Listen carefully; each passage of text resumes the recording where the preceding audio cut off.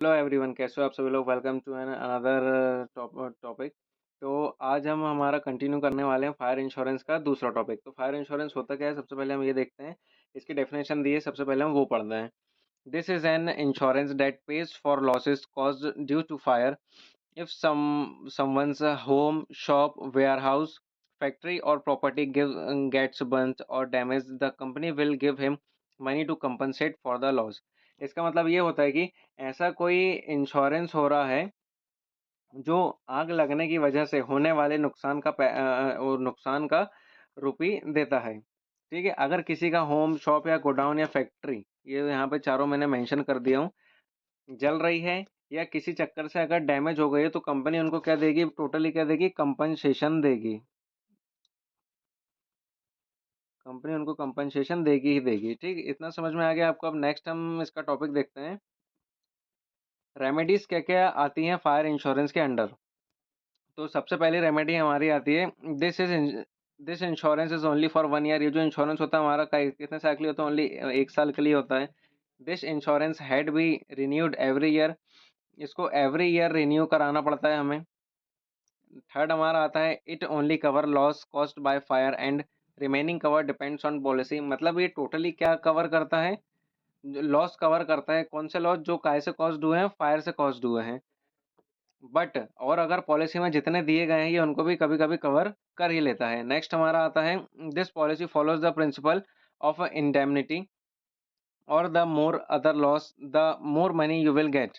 मतलब मान के चलिए कि जितना लॉस हो रहा है इसके अकॉर्डिंग में, जितना नुकसान हुआ है उतना ही पैसा मिलेगा। नुकसान के अनुसार ही, मतलब जितना लॉस हो रहा है उसके अनुसार ही हमको पैसा मिलेगा, अदरवाइज पैसा इसमें नहीं मिल रहा है।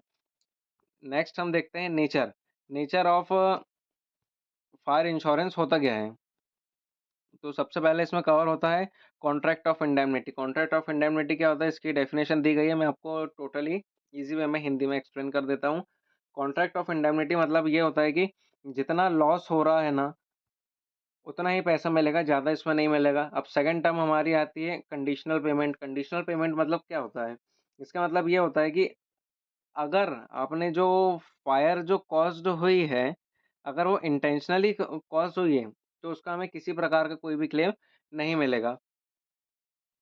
अगर इंटेंशनली अगर आपने लगाए हो कि भाई मैं अगर आग लगा दूंगा तो मुझे पैसे मिल जाएंगे, तो इसमें कंडीशन पहले देखी जाती है। अदरवाइज कोई कंडीशन नहीं है तो आपको पैसे नहीं मिलेगा। थर्ड हमारा आता है शॉर्ट टर्म कॉन्ट्रैक्ट। इसका मतलब ये होता है कि ये जो इंश्योरेंस है ओनली 1 साल तक के लिए वैलिड रहता है। 1 साल के बाद ये इंश्योरेंस वैलिड नहीं होता है। इसके बाद का हम देखते हैं कि स्कोप क्या है। स्कोप ऑफ फायर इंश्योरेंस क्या होता है। इसका मतलब ये होता है कि फायर इंश्योरेंस प्रॉपर्टी प्रोटेक्शन को कवर करता है, हमारे घर को, हमारी दुकान को, हमारे ऑफिस को और हमारी फैक्ट्री और हमारे वेयर हाउस को। ये 5 चीज़ कवर करता है। नेक्स्ट हमारा आता है बिजनेस एसेट में क्या क्या कवर करता है। सबसे पहले मशीन्स कवर करता है, स्टॉक कवर करता है और वहाँ के फर्नीचर कवर करता है। फिर हमारा आता है एडिशनल में क्या क्या आता है। Sometime the policy also cover lightning and explosion. Lightning and explosion का मतलब ये होता है कि बाय एनी चांस कभी बिजली गिर जाती है किसी भी जगह में, अर्थक्वेक आ जाता है। अब इनसे आप सोच रहे होंगे कि फर्क पड़ता कैसे। मान के चलिए एक अर्थक्वेक आया टोटली, उन्होंने सब कुछ हिला के रख दिया। अब एक वो पोल के बीच से, अब वो पोल देखते नहीं अर्थक्वेक में कैसे दो जो अपनी लैंड सरफेस रहता है कैसे अलग हो जाता है, अगर उस वजह से फायर कॉज हो जाती है तो वो ये कवर करता है। नेक्स्ट हमारा आता है एग्जाम्पल। एग्जाम्पल क्या होता है हमारे फायर इंश्योरेंस का, तो एक एग्जाम्पल छोटा सा वो देखते हैं। A fire broke out in a factory due to a short circuit and the machinery was destroyed. The factory owner covered his loss by making a claim under the fire insurance। इसका मतलब ये होता है कि fire हुई और नुकसान भी हो गया, तो फैक्ट्री का जो ओनर है उसने क्लेम मार दिया कोर्ट में कि भाई मुझे क्या चाहिए, फायर इंश्योरेंस के तहत मेरी जो इंश्योरेंस की पॉलिसी है, मुझे मेरे पैसे क्या चाहिए, वापस चाहिए। तो ये उसका एक प्रकार का लीगल राइट है जो वो कवर करेगा ही करेगा। ठीक है, तो आज का हमारा जो टॉपिक है वो हम यहीं पे एंड करते हैं। अगर ये लेक्चर आपको अच्छा लगे तो इसको प्लीज़ लाइक करना, सब्सक्राइब करना और शेयर बिल्कुल करना।